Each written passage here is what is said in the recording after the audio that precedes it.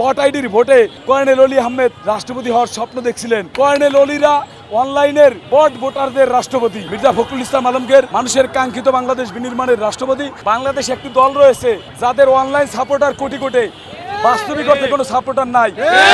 নাম বাংলাদেশ জামায়াত ইসলামী, যাদের vote ID আছে কোটি কোটি, জনগণ নাই যাদের সাথে। তারা জাতীয় নির্বাচনের আগেও এই অনলাইনে কিন্তু তারা জিতে সরকার গঠন করেছে, কিন্তু বাস্তবিক অর্থে বাংলাদেশের মানুষ তাদেরকে ভোট দেয়নি। ওই কর্নেল অলি একজন মুক্তিযোদ্ধা হয়ে রাজাকারদের সাথে হাত মিলিয়েছে। রাজাকার আলবদর রাজাকারদের জামায়াত ইসলামের যে ভোট আইডির ভোট, সেই ভোটের কথা তিনি বলছেন। ভোট আইডি যে বাংলাদেশের স্বাধীনতা সার্বভৌমত্বের জন্য হুমকি স্বরূপ, মানুষের চরিত্র হনন করে, সেই ভোট আইডির ভোটে কর্নেল অলি আহমেদ রাষ্ট্রপতি হওয়ার স্বপ্ন দেখছিলেন। কিন্তু জনগণের ভোটে নির্বাচিত সংসদ সদস্যগণ জনাব ফখরুল ইসলাম আলমগীরকে রাষ্ট্রপতি নির্বাচিত করেছেন।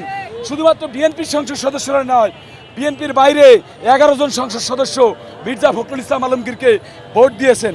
সুতরাং কর্নেল অলিরা অনলাইনের বট ভোটারদের রাষ্ট্রপতি। বট ভোটার যারা, তাদের রাষ্ট্রপতি কর্নেল অলি।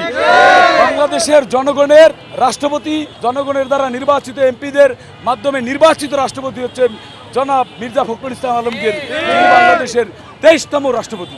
যে রাষ্ট্রপতি ছিল তিনি ছিল একজন পুতুল রাষ্ট্রপতি, ফ্যাসিস্ট হাসিনার বসানো রাষ্ট্রপতি, যিনি কার্যকর অর্থে দেশ রাষ্ট্রের কোনো উপকারই আসেনি। পক্ষান্তরে জনগণের ভোটে নির্বাচিত এমপিদের মাধ্যমে, এমপিদের প্রত্যক্ষ ভোটে 350 জন এমপির মধ্যে 343 জন ভোট দিয়ে নির্বাচিত করেছে মির্জা ফখরুল ইসলাম আলমগীরকে দেশের 23তম রাষ্ট্রপতি। ফখরুল ইসলাম আলমগীর গত 16 বছরে রাজপথে লড়াই সংগ্রাম করেছে, সংকটে দেশকে নেতৃত্ব দিয়েছে, দেশের মানুষকে নেতৃত্ব দিয়েছে।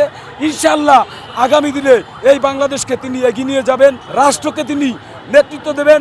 মহান মুক্তিযুদ্ধের চেতনা এবং 24-এর গণঅভ্যুত্থানের চেতনায় এই বাংলাদেশকে এগিয়ে নিয়ে যাবেন এবং বাংলাদেশ রাষ্ট্র যাতে তার স্বাধীনতা সার্বভৌমত্ব অক্ষুণ্ণ থাকে, সেই লক্ষ্যে মাননীয় প্রধানমন্ত্রীর পরামর্শক্রমে এই রাষ্ট্রকে এগিয়ে নিয়ে যাবেন জনাব মির্জা ফখরুল ইসলাম আলমগীর। কারণ তিনি রাজপথের নেতা, তিনি কখনো কোথাও থেকে ধরে আনা বানানো কোনো নেতা নয়।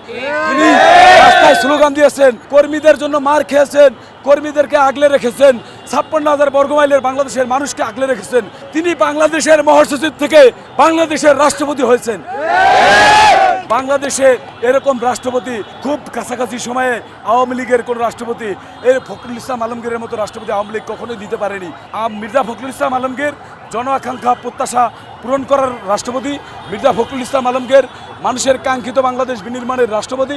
মির্জা ফখরুল ইসলাম আলমগীর মানুষের ভোটাধিকার পুনরুদ্ধার গণতান্ত্রিক লড়াইয়ের একজন রাষ্ট্রপতি। বাংলাদেশের মানুষ তার কাজের মাধ্যমেই তাকে মনে রাখবে।